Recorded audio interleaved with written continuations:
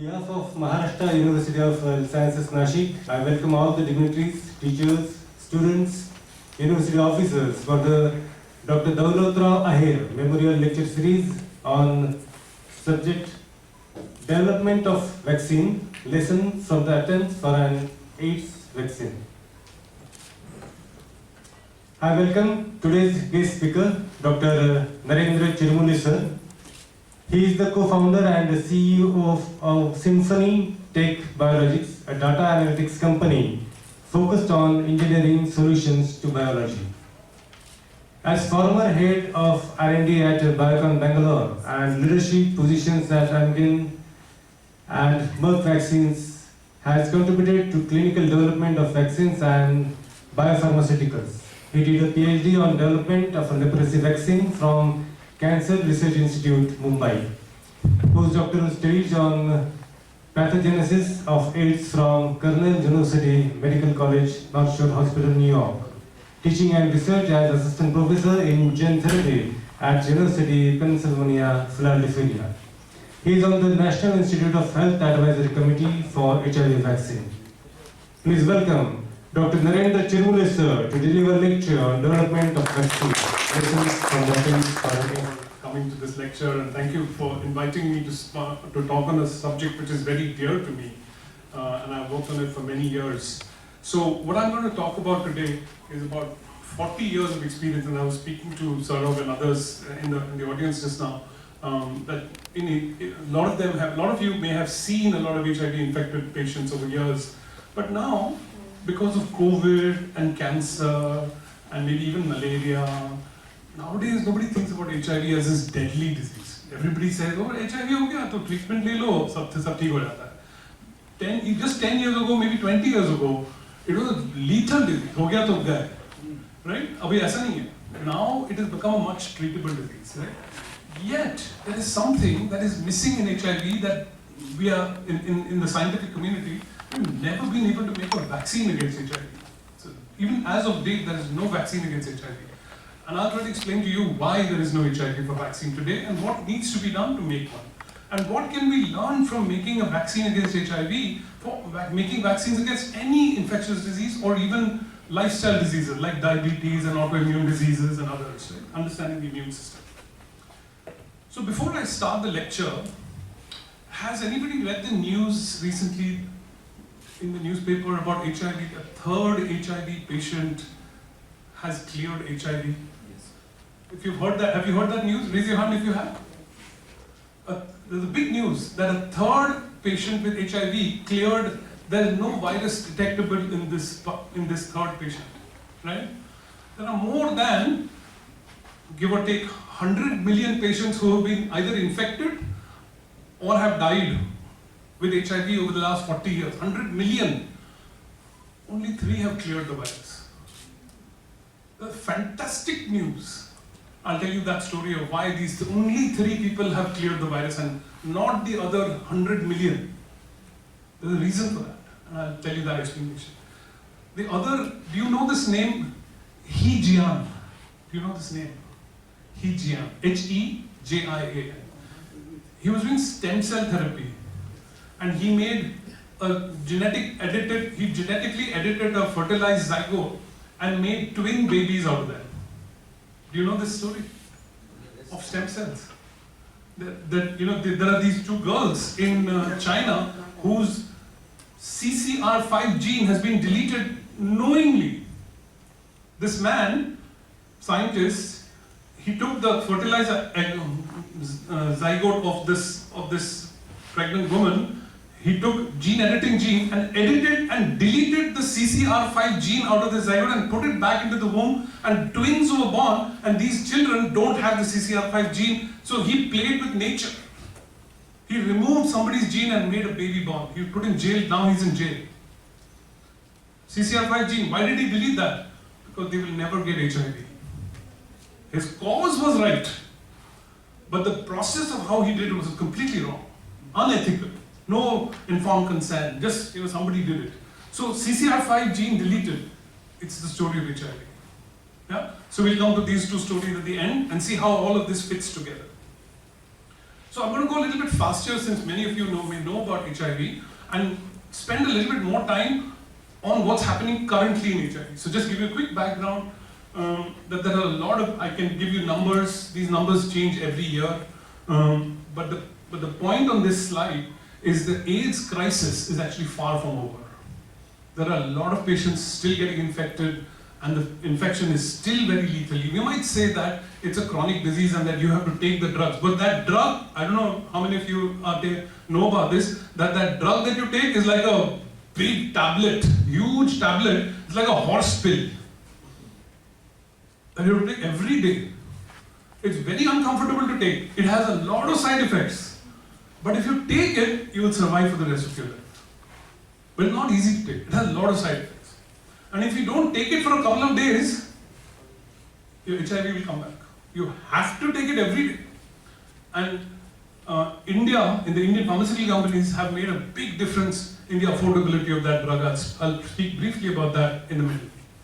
So starting in 1981, when the first reports of AIDS was reported in the New York Times, 40 patients or so had this unusual thing on their head, red patches all over their body. This was Kaposi sarcoma. This was unusual at that time. And it happened in gay people. So everybody said it's a gay disease, gay hoga, serves them right. That kind of attitude was there in society. Right? But it took 4 years to discover that it was being done by this retrovirus called human immunodeficiency virus. So what took 2 days to identify in COVID took 4 years for HIV to identify the virus. So, and Robert Gallo, who is the scientist in NIH who's been attributed to discovering the virus in the first place, discovered this virus. So why is it Robert Gallo who discovered the virus? Why not 10,000 other scientists who were also looking at HIV? Why didn't they discover the virus? Why did Robert Gallo find it, right? Because some of you may know this protein that is secreted by T cells called IL-2, interleukin-2. Interleukin-2 its original name was T cell growth factor, meaning it's a protein that allows T cells to grow in culture. In 1980s, it was very difficult to grow T cells in culture. You didn't know, if you put T cells in a culture plate, the cells wouldn't grow. They would die in 2-3 days. But Robert Gallo discovered that when you put IL-2, we discovered IL-2, T cell growth factor. When you add IL-2 to the culture, the T cells will grow for 2 weeks, 3 weeks, even a month. Because it was T cell growth factor. And because he was able to grow T cells in culture for a long period of time, and HIV infects T cells, the perfect storm happened in his lab because he discovered IL-2. Right? So the lesson from this for you all is that whatever trivial thing that you might discover in your research and lab, don't think it trivial. उससे कुछ fantastic निकल आए.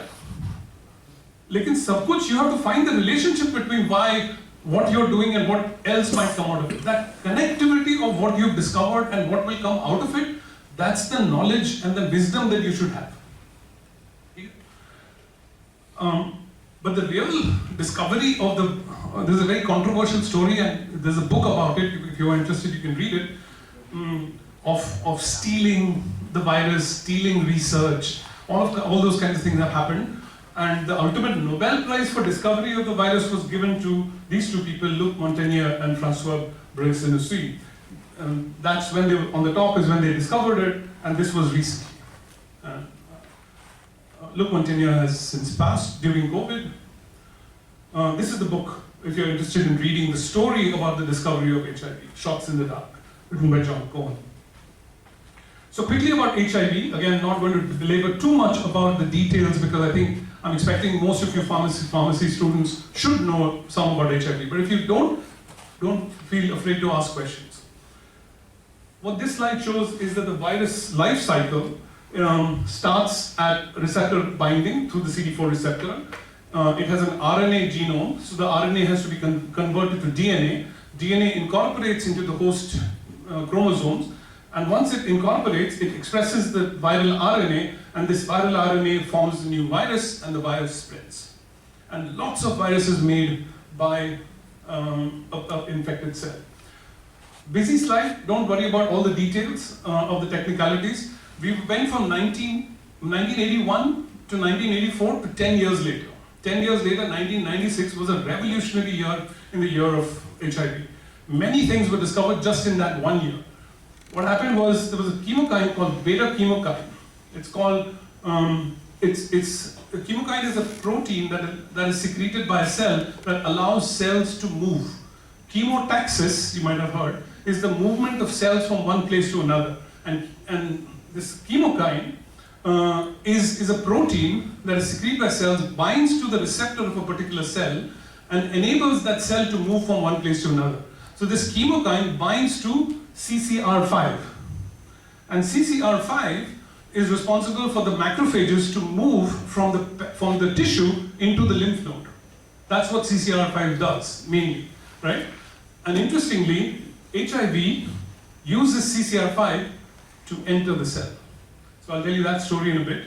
Now, actually, so this is a slide showing CD4, shown here in blue, and this is the CCR5 gene, or CCR5 protein, shown here in this 7-membrane domain, right? This pink thing, and this is CCR5. So what happens, GP120 of HIV, which is the cell surface protein of HIV, which binds to CD4, and that binds and then allows HIV to enter. So what happens here, and I'll tell you this a little bit later in my presentation, about the fantastic way, an amazingly beautiful way HIV enters the cell. It's not simple, it's beautiful, it's very elegant, and I'll tell you that later. Hold on to that thought. But the players there are these. But before that, I have to tell you the story of HIV. Just to put it in context, what took 10 years for HIV to discover took 2 months in COVID, right? Just to put it in perspective. First major cases was December 2019. Virus was sequenced in February 2020, and in March 2020, the role of spike and its binding to an ACE2 receptor and TMPP RSS2, which are the 2 receptors that are used by COVID, by SARS-CoV-2 to enter, were discovered in 1 month. What took 10 years earlier took 1 month to discover. Right? This is a radical of technology. And this is a little bit more about the COVID. I'm going to quickly pass through this. So back to our HIV story. So now that the investigators discovered that GP120 was the protein against which you can make neutralizing antibodies, and you can make antibodies to it, and therefore you should be able to make a vaccine. United States President announced that in 2 years we will have a vaccine. This is in 1996. Right? In 2 years there'll be a vaccine. Don't worry about AIDS, there'll be a vaccine. What happened then? Before I tell you what happened to the vaccine, I have to tell you a little bit about basic immunology for you to understand this lecture a little bit deeper. So what happens during an immune response is the antigen, which is any viral infection, bacterial infection, or anything, or an autoimmune disease. The antigen is taken up by cells called the antigen-presenting cells, which are typically macrophages or dendritic cells. These are processed and presented by molecules called MHC class 1. These are our histocompatibility antigens. They present the antigens to the T cells, CD4 positive T cell. The CD4 positive T cells, depending on the nature of the signal that it receives, either becomes a Th1 cell, which secretes interferon gamma, or Th2 cell, which secretes IL-4. And if it secretes interferon gamma, it helps CD8 cells differentiate into cytotoxic T cells and start killing virally infected cells. In HIV, what happens? HIV kills the CD4 positive. HIV causes disease. In a graph, if you look at the CD4 positive cells, and this is time, once you get infected, you can see steadily the CD4 positive cell declines. These are patients who are not being treated with anything. Right? These are not treated with the protective drugs. What happens initially, you get a huge infection initially. There's a massive replication of the virus, but the immune system is very potent, and it can clear all the virus except a little bit. So the virus that is outside the body, outside the cell, cell-free virus, is cleared. Everything is cleared by the immune system very efficiently, right?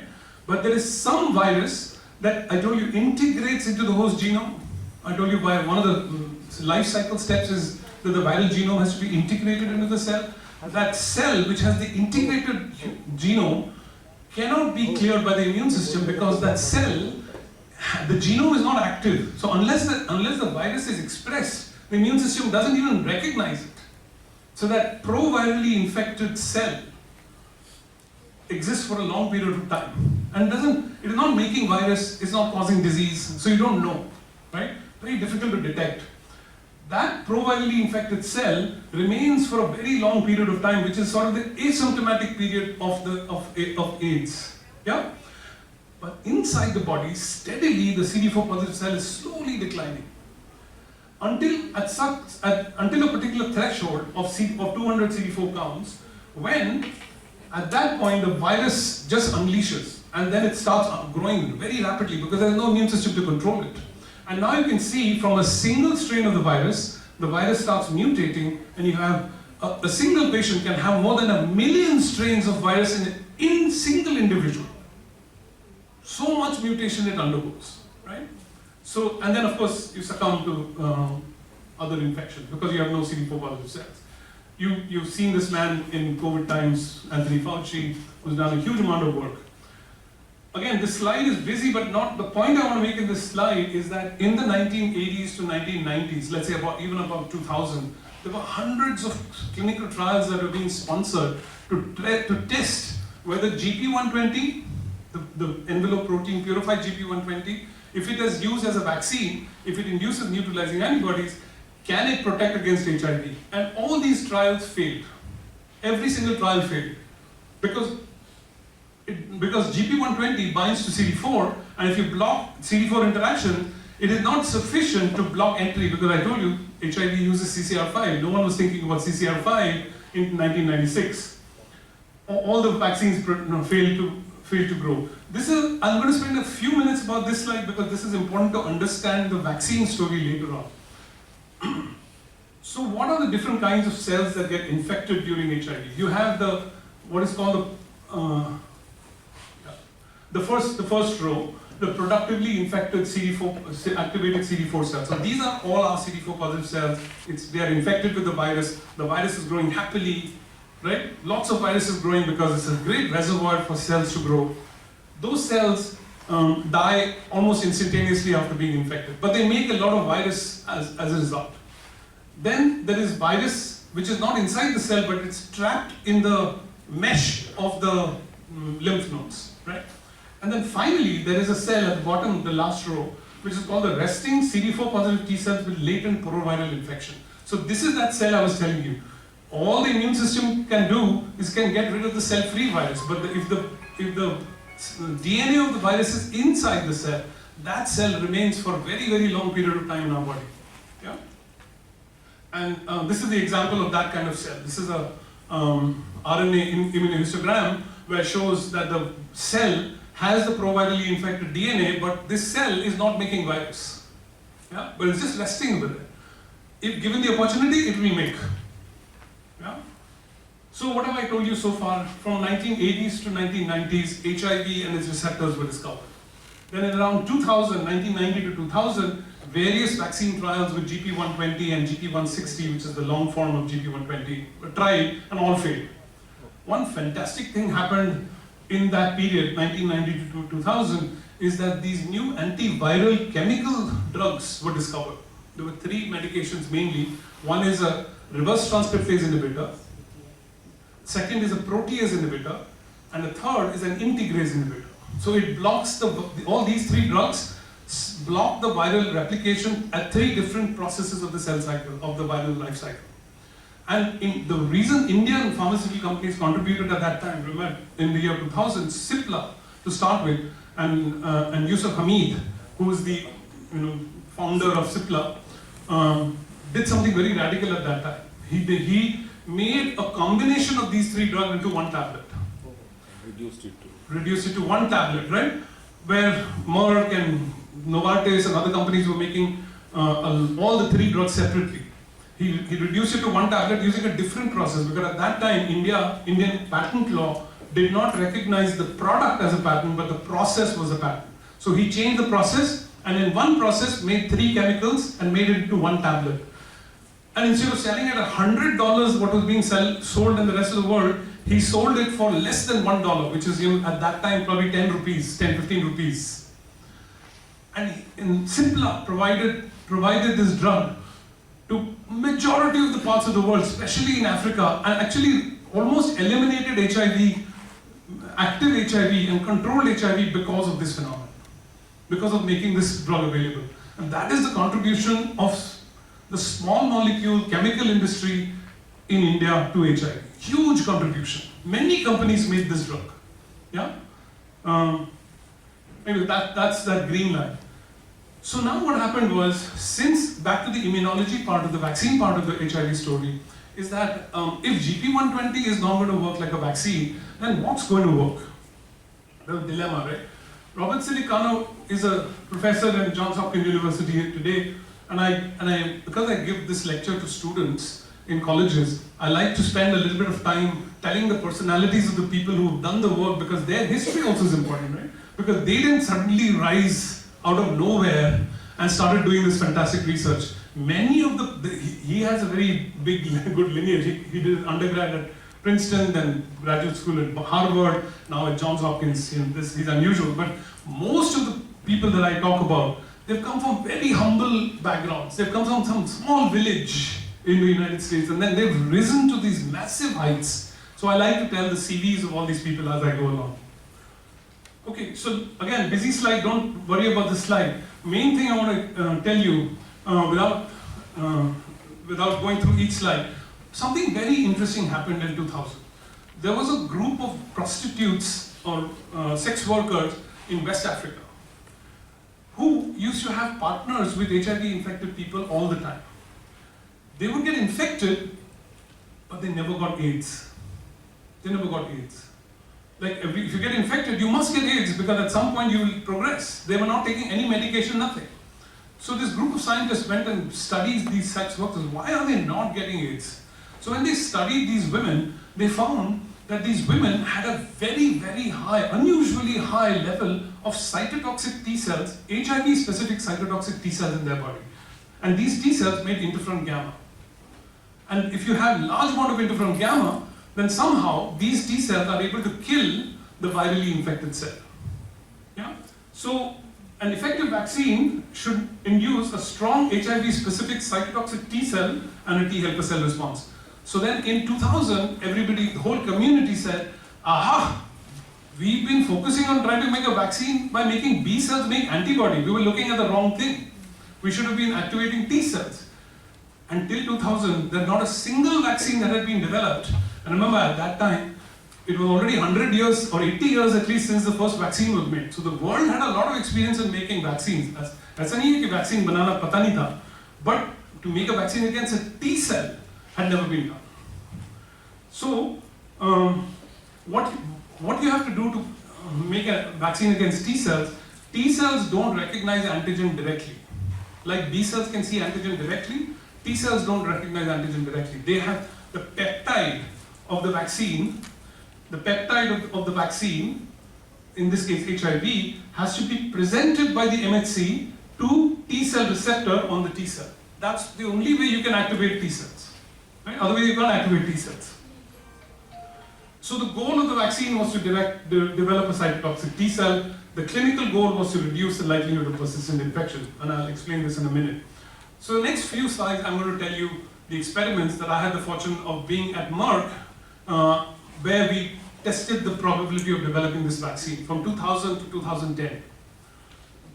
So how do you activate T cells in a vaccine? So the way you do it is you put the vaccine, now you all know Covishield. Right? Covishield is an adenovirus which expresses the COVID protein, right? So similarly, an adenovirus, which is shown here, the viral gene is removed and replaced with the HIV peptide. In this case, we were looking for HIV peptide against one of the viral proteins called GAG. Okay, so they made a protein expressing GAG. GAG is just one of the intracellular proteins of the virus. Okay, they're not looking at the protein of the envelope. Envelope का कोई फायदा नहीं है, right? You have to make a protein against the protein against which T cells can be activated against.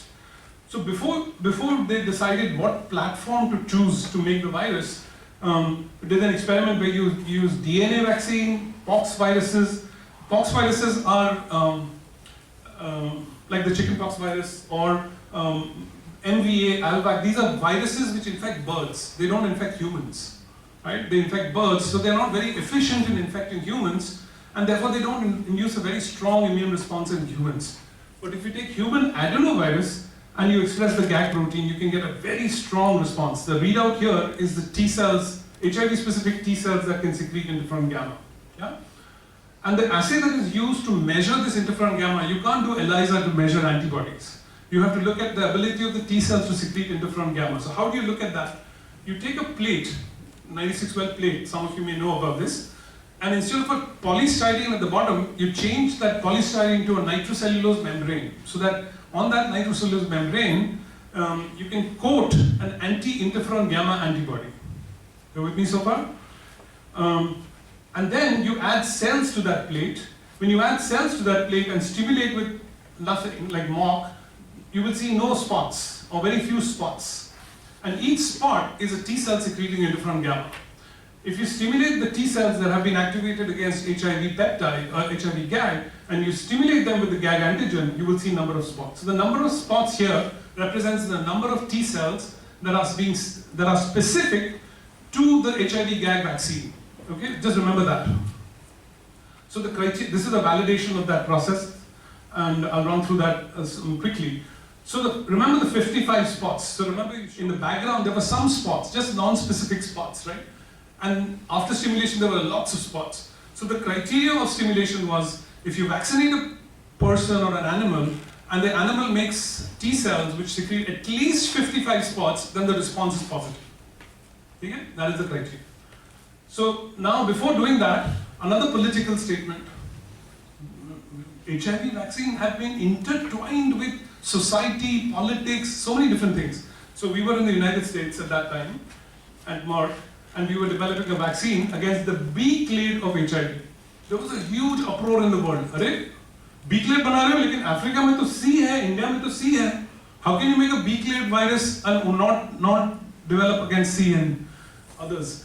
So Merck had to go back and make new vaccines which were working both on which could work both on B, C, and A. So this took another 3 years to develop the vaccine again, right? So slow process.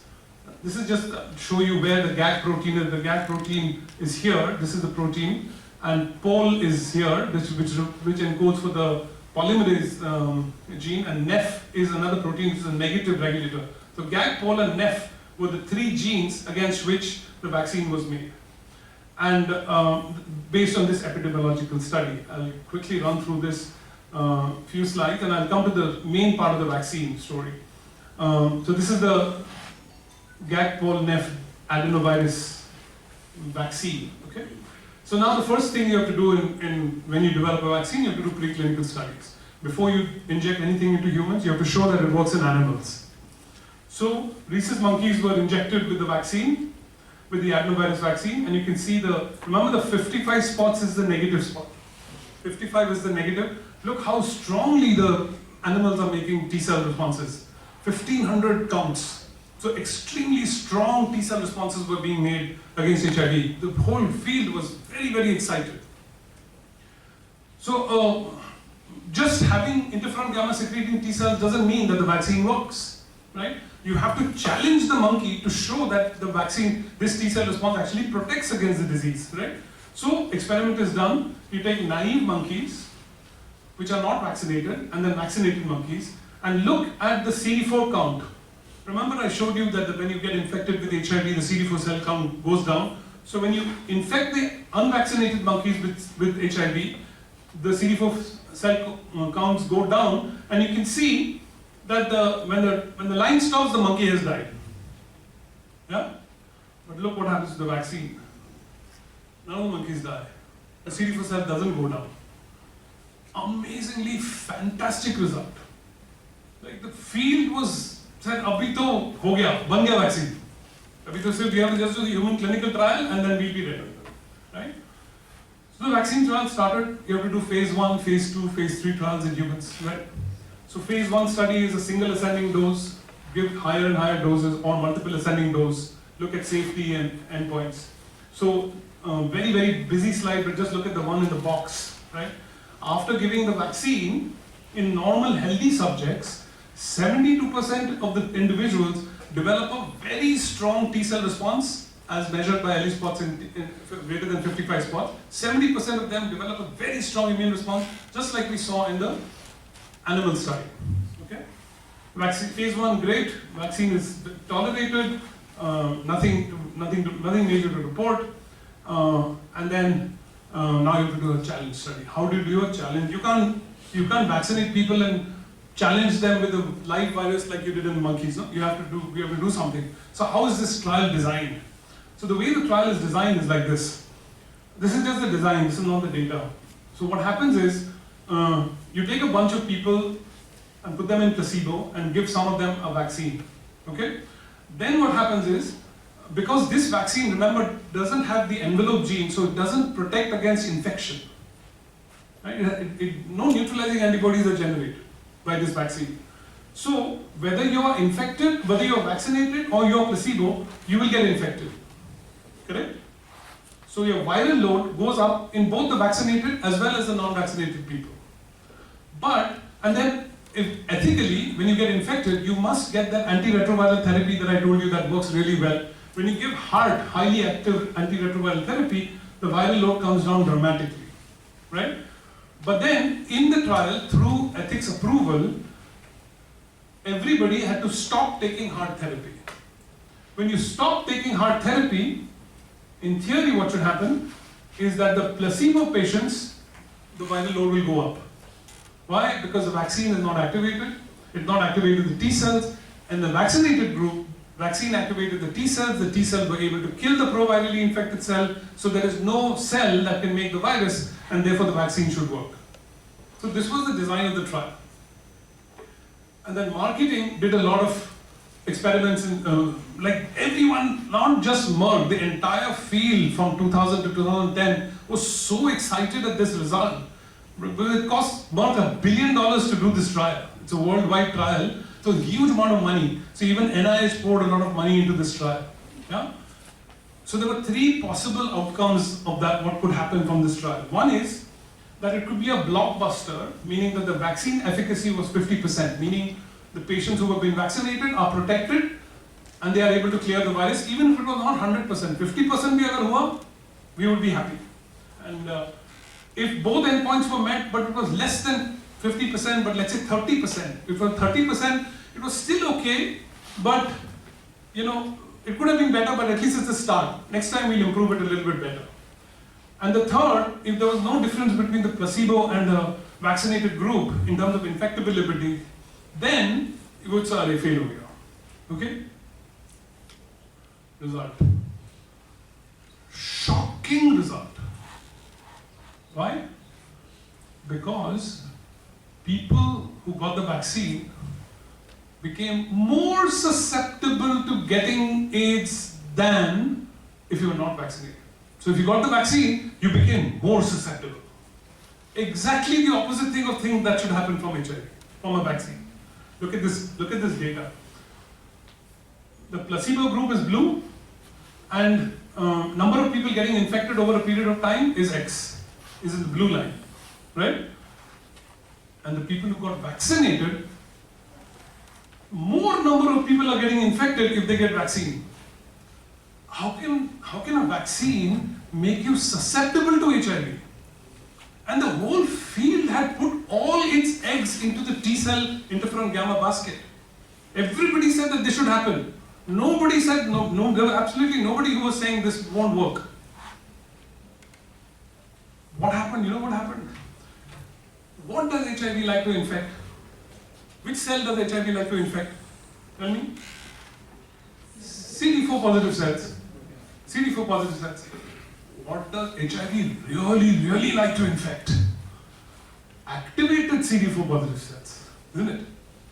And what does it like to absolutely infatuate it, and it infects it really beautifully. Activated, CD4 positive, activated HIV specific cells. And what does the vaccine induce? Activated HIV specific CD4 positive cell. That's what the vaccine induces. So, when you get vaccinated, the reservoir for infected cell increases. Right? And naturally, you need much less virus to infect those cells. That's why you get this result. How come no one thought of this? How come the entire field, no one thinks about this? It's because of something that happens in culture, in the scientific culture. Everybody likes to drink what is called the Kool-Aid. I don't know if this is a very US term, but what it is that if all the flow is going in one direction, and if you start thinking differently, everybody starts thinking in the same direction. Nobody thinks in the other direction. So everybody, in the beginning, remember HIV when everybody said GP120 milia, everybody antibody, and even the president announced. Then everybody T-cell, right? So this cultural thing, and this sort of a lesson learned for all of us, is that don't follow, of course you should follow the literature and see what's going on in research and compare yourself to what you're doing, but don't go blind. उसने वो किया है इसलिए मत करो. Think on your own. Think outside the box. Talk to the people who are the naysayers. In fact, the people who say no and contradict you are actually teaching you much more than the people who agree with you, isn't it? So find people who disagree with you, not only for science, for anything. Right? It will teach you much more than if you try to listen to constantly people. It's very uncomfortable to talk to people who don't agree with you. Right?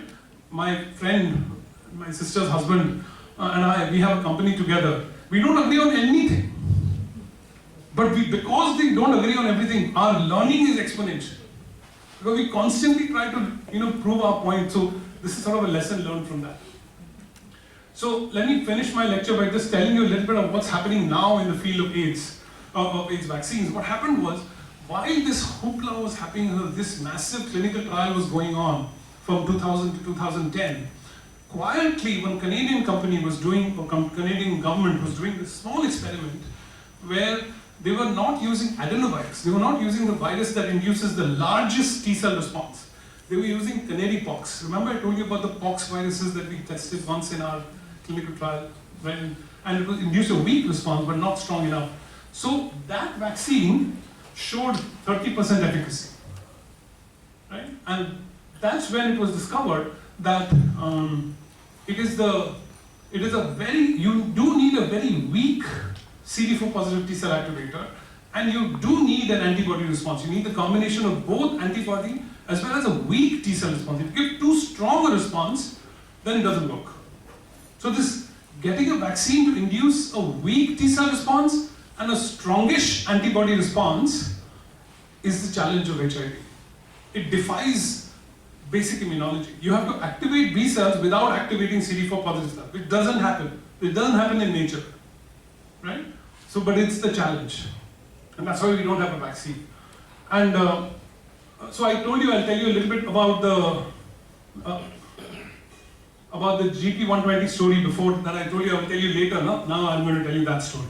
This is amazingly fantastic. This is like mind-blowing, fantastic. It happens like this. So GP120 is the cell surface protein of the virus, right? It binds to CD4 positive cells by the CD4 domain. And there is another receptor. So let me just show you, before I show you the next slide, I'll explain to you by hand. It's not the best way, but then I'll show you the cartoon later on, right? So let's say this is the, I'll use this. So this is HIV, okay? And this is CD4 positive cells, okay? And HIV ka cell surface mein, there is GP120, CD4. And GP120 is non-covalently associated with the viral membrane like this. So non-covalently means kya? Not tightly. It's weakly associated with GP120. Okay? So what happens is, the virus comes and it binds to CD4 positive cells. And everybody said, in the 2000s, everybody said, GP120 is a receptor for HIV. Yeah? But what happens is, it is not the real receptor. The real receptor is the decoy behind it. GP120 has to fall off and the real receptor is behind it. And this binds to CCR5. So what was happening with the antibody vaccine trials? Antibody vaccine trials were binding to GP120, and when they bind to GP120, GP120 is falling off. And then it would make it more infectious, right? So this is the challenge. It's very difficult to make a vaccine against HIV because you can't make it against GP120. And what I'm going to show you in this slide, in this cartoon, is that this non-covalent association is not just a simple association. And this phenomenon was discovered just 2 years ago because of a technology that came out, which is called the cryo-EM microscopy. It just came 2 years ago. Right? There's only one cryo-EM in India. It's an Indian Institute of Science. Right? And this is a very, very high magnification electron microscope. So what that does is it was able to identify the actual residues and how exactly GP120 separates from CD4. So what it is this, imagine these three fingers of mine as a coiled spring. Think of a spring which is absolutely tightened. Okay? And then GP120 holds it together. Okay? Now what happens is when GP120 falls off, right? Twang! This thing opens like this, and this force is required for virus to enter the cell. This force with which this thing opens is required for it to enter the cell. So what do you have to make a vaccine against? Not the closed portion of it, not the closed portion of this portion, but you have to make antibody against this open portion, which is open only for a nanosecond. You have to make an antibody which is high enough concentration that can come to the site of infection at that. That's why it's impossible to make an HIV vaccine, right? But still there's a lot of progress happening in that direction. Maybe another day I'll come and talk to you more about that. This is just a cartoon of showing that GP120 decoy, the cell membrane folds and uses the second receptor to enter the cell. Yeah? So I'll end here and I'll tell you a little bit about the HIV infected individual. There are lots of clinical trials underway now. And again, because of a very quirky situation, I became one of the advisors to the NIH because if you are working on an HIV vaccine at the current time, you're disqualified to become an advisor. So I'm not, but you must have 20 years of experience on working with HIV to be an advisor. So I just fit that criteria, so that's how I became an advisor. Of course, I know a lot about it. Unfortunately for me, it's been a fascinating journey. Every 6 months we have a call to discuss all the things about HIV. Again, this is a complicated topic. I won't go through it in detail, but if people are interested, I can talk about it. But I think I've given you some background on the history of 40 years of HIV, where initially the viruses were discovered, various trials failed, good drugs were discovered, the T-cell vaccines failed, the goal to develop neutralizing antibodies and cytotoxic T-cells, and of course now the microbiota plays a big role in understanding our immune responses. So all of these things are going to happen in the next decade, or hopefully in the next 4 or 5 years. And let's see, we'll have a vaccine one day. So I'll talk about the HIV infected patient, but this is where I want to stop, and maybe if there are questions, then I can answer more questions. So thank you very much. Sir, Yeah. we are trying to, he deleted CCR5, sir, and CCXR4, sir. Still he has, the baby which are born, in spite of deleting CCR5, still they can have HIV, sir. Yes. So very good question. Because two genes are working. Yes. So very good question. So to reiterate the question a little bit, sir asked the question, if you delete the CCR5 like it has been done in these twins, they can still be infected because CCR4, which is another chemokine receptor, also gets infected. But interestingly, CCR5 is the main receptor by which the virus enters. So that's a, and just as a just to continue that question, why are these three people who are, of the 100 million people, why are these three people who are able to get rid of the virus? Because they all got some kind of cancer, some leukemia, something like that, for which they got a bone marrow transplant. And for some vague reason, afterwards they found out that because they did gene sequencing and all of that the donor patients had a CCR5 mutation. So the donor had a CCR5 mutation, unbeknownst to everybody, and when they got the mutation, when they got the bone marrow transplant, for their cancer, they became resistant to HIV. So that's how these 3 patients are arrived. There is a very interesting thing which happened, sir, in 2018, sir. That when we were giving the live organ transplants, Yes. there was the one person who came out that I am HIV positive. I want the HIV, I need not have the HIV positive heart. I will want to give my heart to somebody else. That is standard for hospital thing. And fortunately, till date, the person is alive. So it is no more the stigma of the disease which can kill. You can get through the organ, still you use that organ and you survive. That is until 2022 they have reported in the transplant journal, in the letter of editor, that is still surviving and the organ is working fine. So they are without heart. yes, it's ma'am, the donor was HIV positive, Yes. and recipient was negative. Negative. But recipient still is negative. But He has become become positive, positive the organ after is working, transplantation. he has accepted the positivity and But he, is he on heart? he's on heart. Huh. He's on Because heart. once he's positive, he has to be He on heart. has to be on heart. Yeah. Yeah. So he's accepted. Yeah, heart, cardiac, heart. No, sir. Something High- how heart is. Heart for Yeah. heart. Highly active. But it's a heart for a heart. Heart for a heart. Yeah. Okay, any other questions? You guys in the middle row, you students, कुछ तो question पूछना ही है, झक मार के पूछना है, फालतू question पूछो, लेकिन पूछो.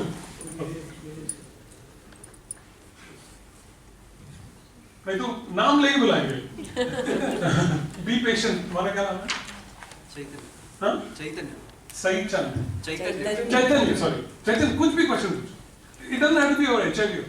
सर वो अफ्रीका की अपनी स्टोरी बताई. हाँ. वहाँ पे जो prostitutes थे. हाँ. So did they resist the AIDS? That was the reason why the vaccine trial decided to make HIV specific CD8 T cells as that. But later on, it was discovered that these women also have the mutation for CCR5. Yeah. So again, the lesson is that in research, what happens is we always try to take data that suits our hypothesis. If it doesn't suit our hypothesis, then it's सही नहीं होगा. ऐसा होता है.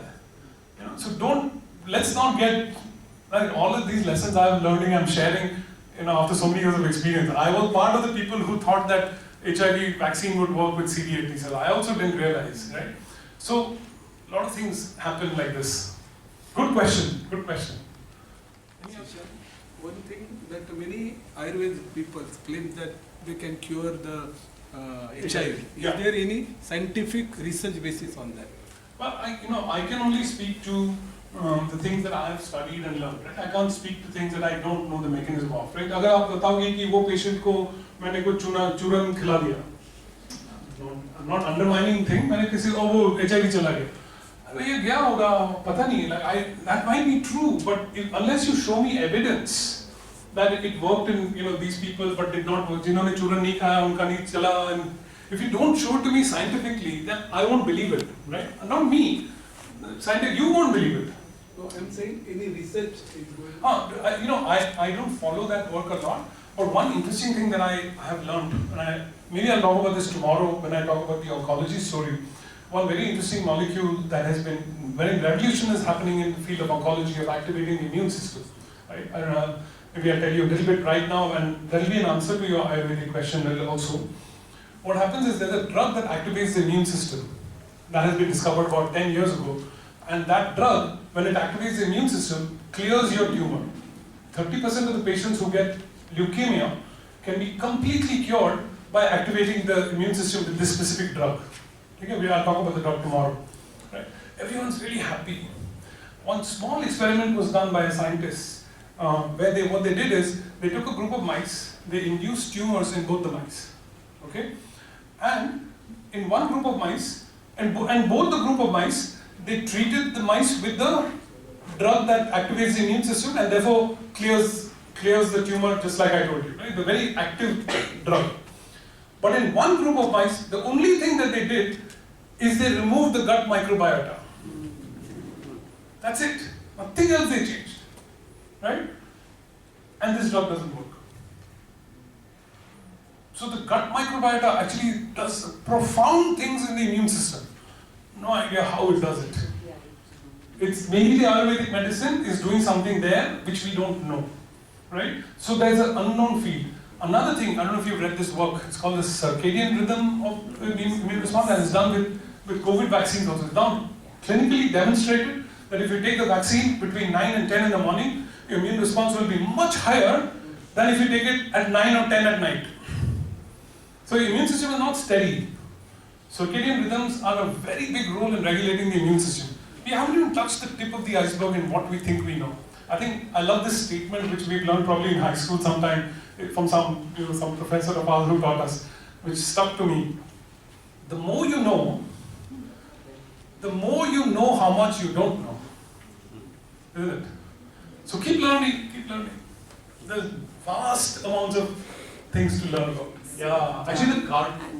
That's been a very good a thing for a targeted therapy in Yes. cancer. And then when they found that it works in cancer, the whole field started working on cancer. Because HIV is now sort of curable in a way, right? Not for patients who have it, it's deadly, but from a society at large, it's quite curable. And the need was desperate for cancer patients, and so that's why I think that's the CAR T cell therapy. Yeah. Now there's epidemiological study that in many parts of the world where the vaccine is used a lot, the incidence of this doesn't happen with any other intervention as much. But anyway, there's a lot of politics in the HPV story also, isn't it? We find many of the villages, there are lots of huts, but no person. That is called the HIV village, sir. What happens after some time, you will find the whole village is wiped out. And whatever is done for the HIV, we must compliment Yusuf Hamid, sir. He brought the medicine to that level. Yes. What is done by Dr. Reddy, sir, to bring the peptic ulcer to the control disease, Correct. we must understand. And this is the message I want to give the pharmaceutical students. You can really do wonders by your hard work, and you can make India proud what it is today. Absolutely. When Atalji talked about in 2013 in Independence Day, we will be exporting 2 lakh crores of the software. I was amazed at that time in 2013 because I was reading your Yojana. I found that the export was 2 lakh crore. But now you see we are exporting more than 5 lakh crores of the software from India. So there is huge opportunity. Every 6th child in the world gets an Indian vaccine. Amazing, isn't it? Pharmaceutical industry in India is Every fantastic. 6th child in the world. Yeah. CEPI has been a very Hijian to Robert Gallo to Luc Montagnier, contribution of small molecule manufacturing company of India, such as mentioned about it, to activating T cells, highly antiretroviral therapy, to the current theories and practices in the vaccine making processes. Thank you very much, sir. In this lecture of nearly 45 minutes, Dr. Chirmule sir covers the journey of almost 45 years of the HIV/AIDS vaccine development. Thank you very much. May I request Honorable Vice Chancellor Madam to kindly come up on the stage. I request Pro Vice Chancellor sir, Registrar sir, to kindly felicitate Dr. Chirmule sir for his wonderful lecture.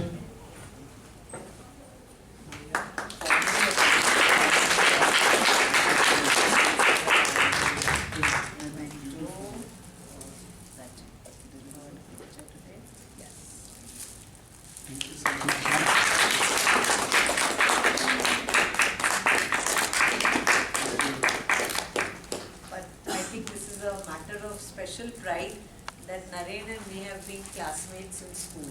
Oh. And yes, we were a small section in a Kendriya Vidyalaya where we were just 12 of us with biology. And he went on to microbiology and I went on to medicine. And our paths kept crossing in the field of science and research. And I think this has been a really great thing. And the second thing that I would have loved it to continue, but and I told him I won't give him dinner unless, just to share with you, he's a man of multifaceted person. He's just given a concert yesterday. It started with whistling at the girls in school. Not now. तब से डर लग रहा है, अभी भी डर लगता है. But he could whistle any song, then it went on to the harmonium, now it's the flute, and a tabla and an ace badminton player. So I think that sums it all up. Yes, thank you so much.